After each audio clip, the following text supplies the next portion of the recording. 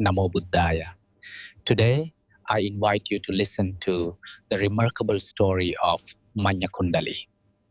This story appears in verse 2 of the Dhammapada, which is a collection of sayings of the Buddha. It's a tale that reveals a powerful truth. Happiness does not depend on external events or luck, but arises naturally from our own intentions and thoughts. Listen to this podcast I will play for you and return for the key takeaways. Welcome back to the Deep Dive. Today, we're pulling way back from the day-to-day headlines. We're going to dive into, the ultimate source of human experience itself.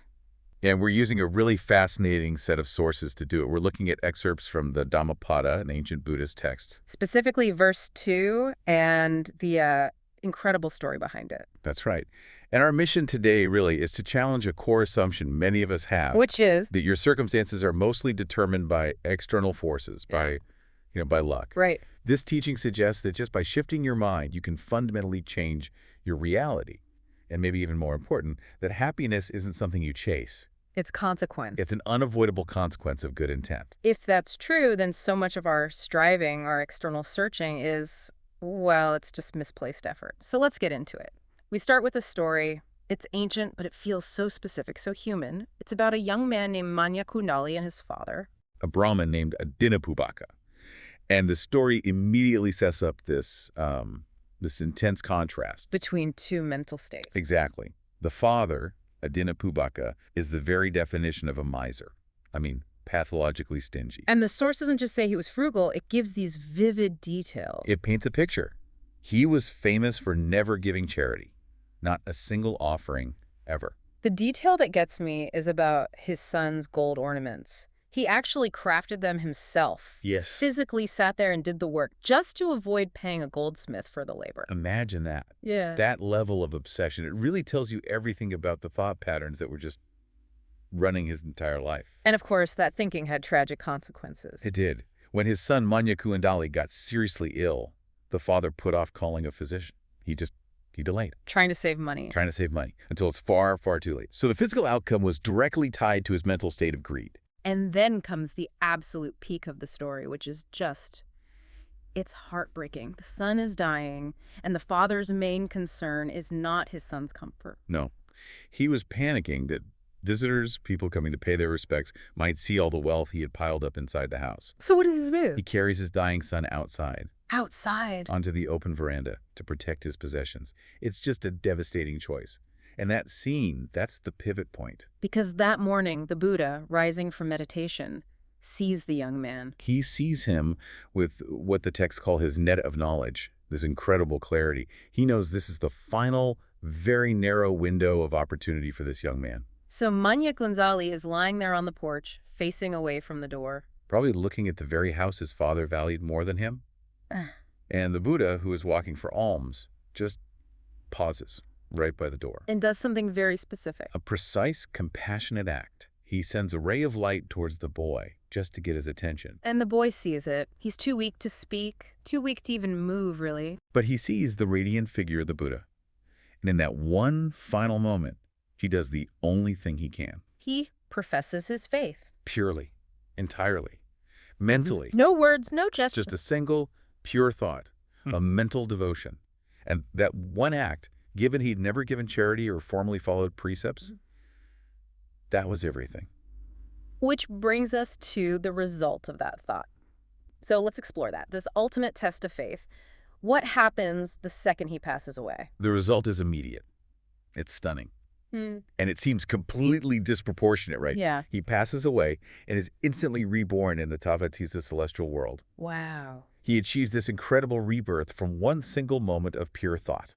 Okay, but that sounds almost too easy. If a whole life can be sort of overridden by one pure thought, it kind of throws every other moral teaching into question. It does. Yeah. And that's exactly why the story continues. Because, people would have had the same reaction. Right. So the new Maññakundali, now in this heavenly form, looks down and sees his father. Still mourning him. Still at the cemetery, just consumed by grief and regret. So the celestial son appears to the father. Looking like his old self, and he urges him to invite the Buddha for a meal. This sets the stage for a public debate, really, A huge debate. a profound one. Is it really possible to get reborn in a celestial world based only on mental faith? Without any of the stuff you can see and measure, Oh, like yeah. giving charity or observing rituals. Exactly. The people gathered at the house were, deeply skeptical, and you can't blame them. Well, yeah, it completely redefines what counts as an action. You can measure a donation. How on earth do you measure a thought? You don't. And that's why the Buddha settles the debate publicly. He invites Maññakundali to appear in person. And he does. He appears in all his celestial glory. And that sight, it convinces everyone there. They see that the depth and the purity of the mental act was the only thing that mattered. That the thought was the greatest action. Yes. So the state of your mind has more power over your reality and now and in the future than, say, a lifetime of physical actions. That's the teaching. It's a radical idea. It is, which takes us right into the core teaching, the philosophy that comes out of this story. This is where we get the universal law. The Buddha articulates it, and the text uses this really powerful Pali phrase. But we can break it down. Let's do that. What is the basic relationship here between our thoughts and our experiences? It's a hierarchy. First, thought is the precursor. It always comes first. Yep. Second, thought is predominant. It's the senior partner. It has the power. And third, all experience is mind-made. Mind-made. That's incredibly empowering. It is. It means the universe isn't just happening to you. It's giving you raw materials. And your mind is the factory that turns them into either suffering or happiness. And this leads to the inevitable consequence the verse talks about. Exactly. If you act with a pure good thought, what the text calls manasa, then your words and your actions, they just naturally follow suit. They're aligned. And the result of that alignment, that internal purity, is... Sukho. And it's not a maybe, right? The text is very clear. It's a guarantee. It is an absolute guarantee. It uses one of the most famous analogies in the entire text to make this point. The shadow. The shadow. This happiness follows the person like his shadow that never leaves him. It's not something you go out and find. You can't. Yeah. It's not a prize to be won. It's a literal side effect of how you're thinking. If you're walking in the light of good thoughts, your shadow of happiness is just, it's attached to you. It's there. That just completely reframes the whole search for happiness. If I'm looking for it out there in the world, I'm chasing the one thing that's supposed to be stuck to me already. Right. I mean, the problem isn't the destination. It's the engine. The engine. And that forces us to look at how this engine actually works, the cause and effect mechanism. Which brings us to karma and vipaka. Exactly. So let's shift to that. How does the system work? The commentary says our current experience, whether it's happy or sad, depends on how we interpret things. Yes. That interpretation is key. So the suffering you feel right now is often a secondary creation. It's not just the event itself. It's how my mind processes it, labels it. And reacts to it. That's what generates the actual pain. And this mental habit, this orientation, it doesn't just color your present, it's actively building your future. A constant feedback loop. A continuous dynamic one. So let's define the technical terms here, the cause and the effect. The cause, the mental act, the intention, that's karma. The result, the consequence you experience, that's vipaka. And what's so critical here is that the initial karma is always, always mental. Okay, so let's walk through the negative loop the sources describe. If I'm harboring ill will, if my karma is negative, what's the vipaka? The consequences are immediate and they spread out. The text points to 3 specific areas of suffering. Okay. First, you'll be hated by others. Second, you'll face punishment from society or the law. And third, the ultimate vipaka, you will be reborn in a realm of suffering. All from that one initial negative thought. All stemming from that intention. So the anger doesn't just hurt the person you're mad at. It builds this prison of misery around you, the actor. The summary is so blunt. Think wrong and suffer. Think right and be happy. It just cuts through all the complexity, doesn't it? Yeah. Gets right to the transaction. It does. But let's tackle a tough question here. If everything is mind-made and my suffering today is the result of my past karma, isn't that a little close to victim blaming? What if I was trying my best yesterday, but today I'm still facing some tragedy? That is the critical question. And the teaching makes a really fine distinction.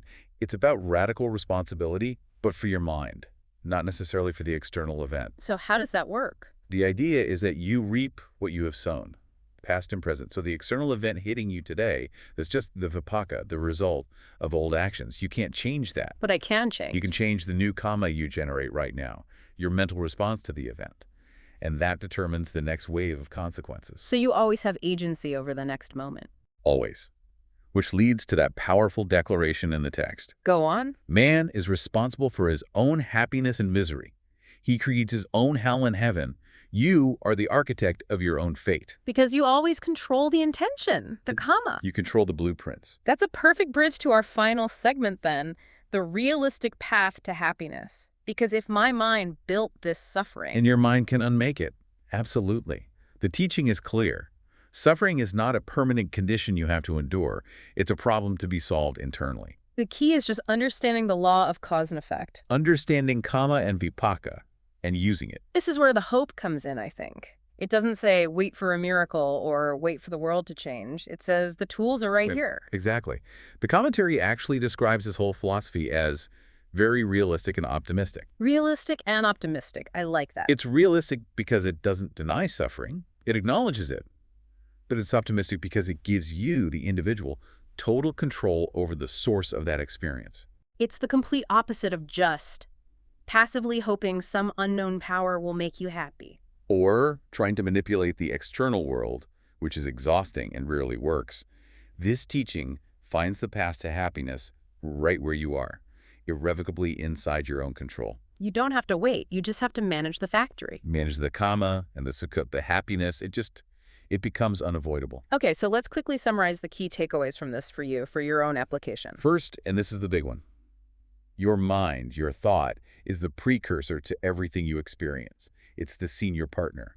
It dictates everything. Second, mental purity by itself, like we saw with Maññakundali, is an incredibly powerful force. It can generate immense positive results, even outweighing a lifetime of other actions. And finally, you are the architect of your own fate. Happiness isn't some delicate thing you have to chase and protect. It's a shadow. It is a permanent shadow that follows you when you cultivate good, intentional thought. An incredibly powerful place to stand. Your reality is a direct reflection of your mental architecture. And that leaves us with our final provocative thought for you today. Let's hear it. If it's true that our suffering and our happiness both come from how we interpret our circumstances, then try this thought experiment. How would your daily life change if you started viewing all external events, setbacks, wins, annoyances, everything, as merely fuel, as practice material for your internal mental training? So the universe isn't attacking you, it's just giving you homework for your mind. Exactly. If it's all just practice material, how would you approach your very next challenge? Something to think about. Thanks for joining us for this deep dive. We'll see you next time. Thank you for listening to the podcast. It has an important Buddhist teaching at its heart.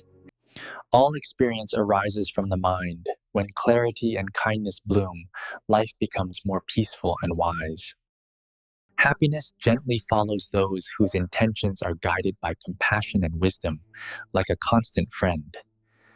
Whatever your background or beliefs, true peace becomes possible when your intentions remain wholesome and kind. And lasting happiness is found within. It grows from cultivating quality and purity in one's mind. Namo Buddhaya.